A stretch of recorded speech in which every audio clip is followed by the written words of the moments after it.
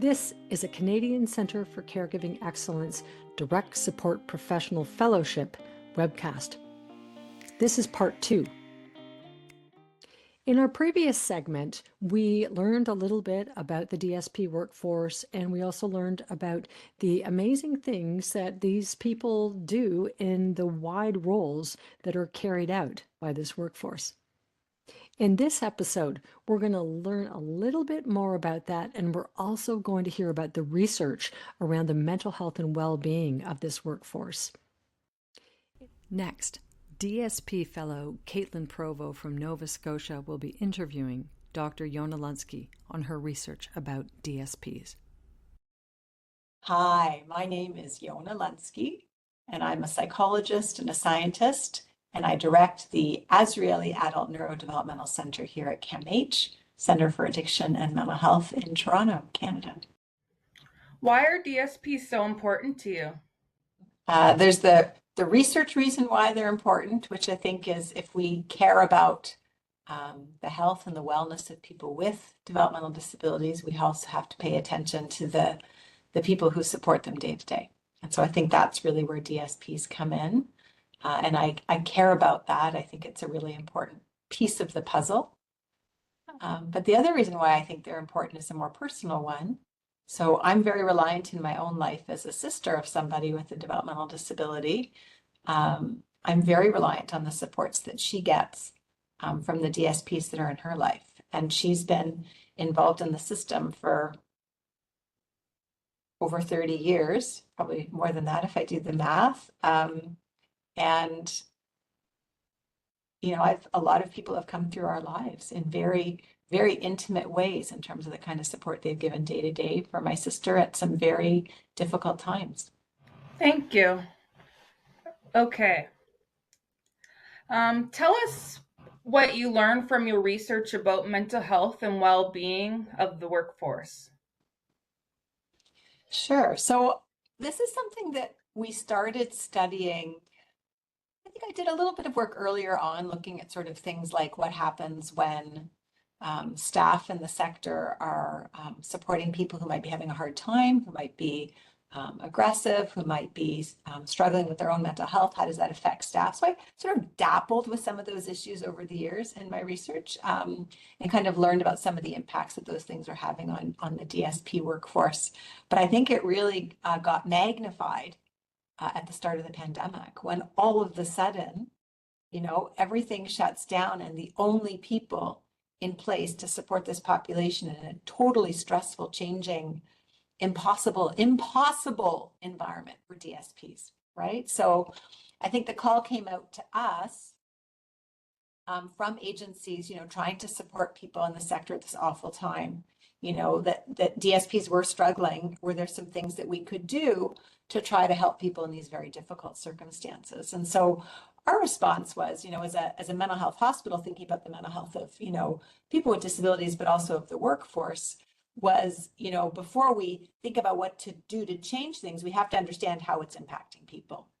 So we did a survey to ask DSPs from across, you know, Ontario and other parts of Canada, you know, what's happening to you right now? So this was sort of in the right after the first wave of the pandemic. And we learned that a number of people were really struggling with their mental health.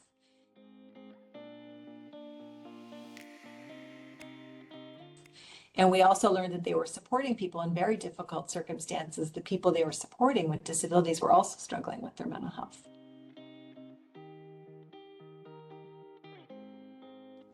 I think where it got really interesting is we continued to follow people over time.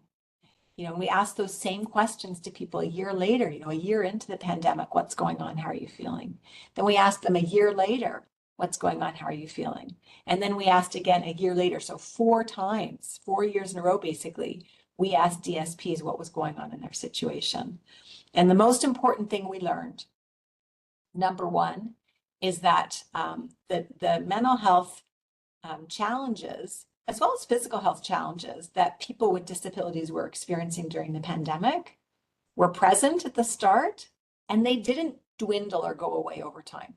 So if anything, things were getting worse. So it's almost like there's almost more on the plates of DSPs as the pandemic went on and as it was kind of resolving. But the other thing we learned is that the distress of DSPs, some DSPs were managing super well, like superheroes, in the midst of all of this. And mental health wise, we're feeling quite strong. But some were really struggling. And those struggles also continued each year that we were learning things from DSPs, which tells me that we have to think about, both how to support DSPs and how to support the people they're working with if we want to make things better. And that we need to think about services and things we can put in place to help DSPs when they're struggling with their mental health. They had a lot of barriers accessing mental health services. That was one of the things that we learned. But we also need to give them the skills to support people with disabilities struggling with their mental health. And some of the things we need to put in place were not actually about the person with a disability or about the staff, but it's about this whole system that they're working in, which has been kind of problematic and not as well resourced as it needs to be. What would help support DSPs? That's the big question, isn't it? Right? I think it's probably a number of things we have to do, not just one simple solution. I think if we think there's one simple solution, we're missing the boat, right?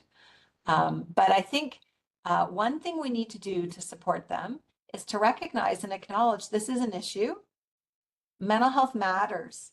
Like, let's talk about mental health. Let's use the words mental health. Let's be able to say, in terms of the stigma, I'm not okay, and it's okay not to be okay, and there's things I can do about it, right? So we have to shift the culture in our agencies, in our sector, to recognize and support each other when someone isn't doing well. If someone has a problem with a physical illness, like if they have COVID, if they have any kind of cold or infection, they know they're not supposed to be in work, right?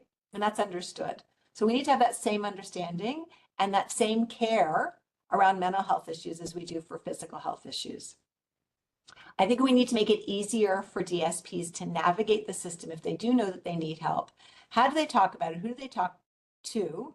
And how do they get the help they need? So they may just need, to do things that make them feel better in their day-to-day life outside of work. They may need to work a bit less or have some time off to recover and deal with things. They may need therapy, whether it's talking therapy or medication or both. But how do they navigate that is really important. We need to make sure that resources are accessible to them. And we need to make sure that people feel valued for the important work that they're doing, that our whole system, so I've talked about the people with disabilities and the DSPs, but they work in an agency. So there's also the leadership of the agencies. There's the families and friends of the people with disabilities who are also interacting. So we need to sort of make like a mental health culture, right? Where we're recognizing how everyone's being impacted by these different things and supports are in place for everyone. And no one is struggling to ask for help or to navigate when they need to get the help that they want. And then when they get the help, it needs to be, neuroaffirming for the people with disabilities. It needs to be culturally appropriate for everybody. Like, it needs to be the kind of help that really is helpful and not harmful. I could actually relate to everything that you said. I was nodding my head to almost every key point you were saying. I could definitely, it really resonated with me. Do you feel like when you think about where, I'm assuming you work with other DSPs in your job, like how often do you have conversations about mental health? Not too often, to be honest with you. Yeah, not too often as we should.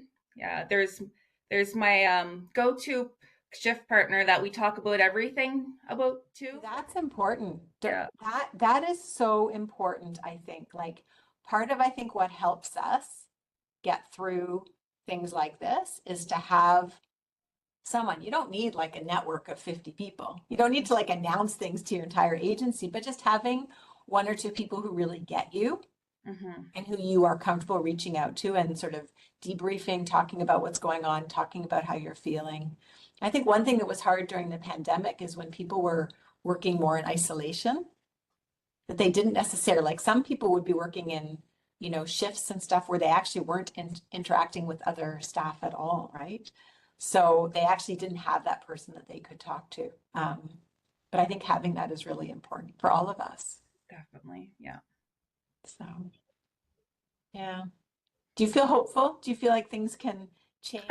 Slowly changing. And with the new remedy report and stuff, we'll see where things go with that. So, yeah, I'm excited to see the changes.